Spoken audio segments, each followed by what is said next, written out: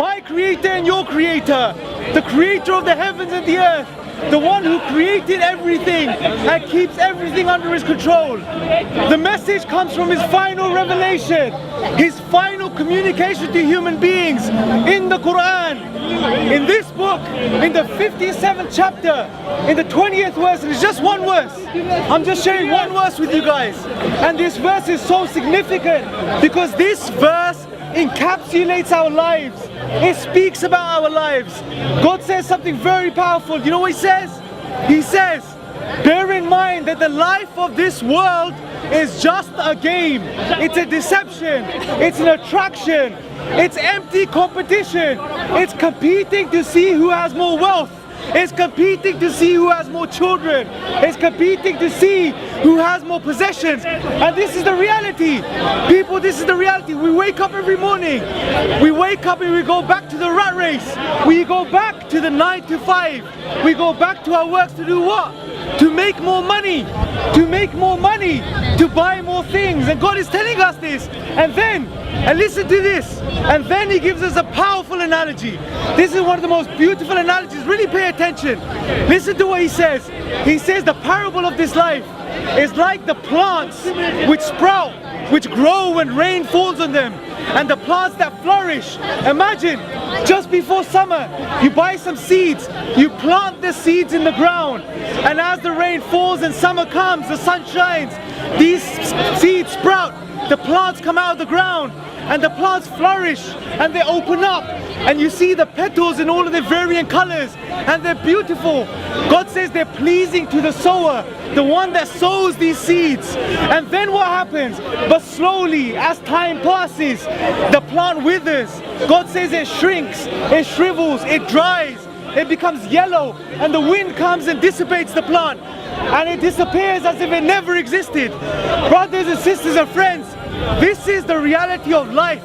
This analogy applies to our life, not only with what's within our lives, but of our lives. Let me give you an example. Think about this. You want to buy something. Say you want to buy a Lamborghini, yeah? The American dream. You want to buy a big car, a Lamborghini or a Ferrari.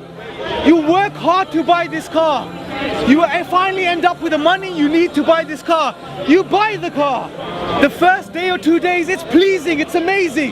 You're surprised, you can't get enough of it. You keep looking at it. You're so chuffed. You have that dream car.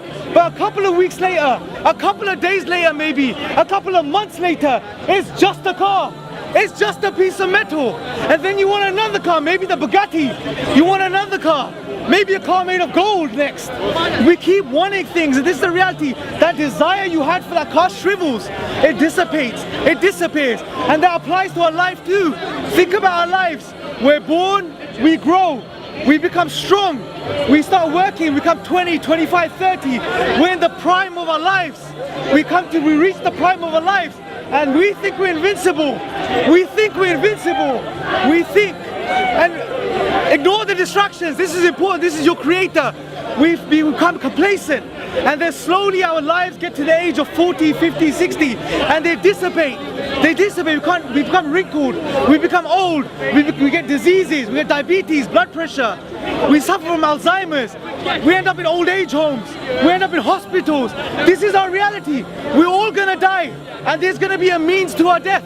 Something's gonna happen to us which leads to our death. Either blood pressure, either diabetes, or either some other disease. Maybe a heart attack. Maybe a heart attack. But we're all gonna die. Our lives shrivel too. And back to that analogy, God is telling you, reflect over your lives. They start off like this plant, this seed, which grows and it flourishes, and then over time it dissipates. Over time it disappears. Over time the wind blows it away and it becomes nothing. And then God reminds us of a real reality that's coming. The reality of the hereafter. God says, there is a terrible punishment coming. There is a terrible punishment coming for those who reject the Creator, for those who turn away from the Creator, for those who make this life, make their desires their God. Make their desires their God. I don't want to worship God. I'm a free person. I want to go drink. I want to go fornicate. I want to do all of these things. I want to fulfill my desires. God's telling you there is a punishment for these people, but at the same time, God says there is a forgiveness and acceptance from God. There's an acceptance from God for those who turn to God, for those who wake up, For those who realize what their purpose is, who wake up to their true purpose, who realize that there was a point I never existed. There was a point I never existed.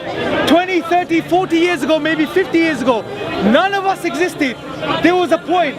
There was a point, and this is, I'll address you, madam. There was a point where we were a drop of fluid. We were a drop of fluid, every single one of us. We had no control over that drop of fluid developing into you and you and you. We had no control over our development. We had no control. God created us, He sustained us, He grew us.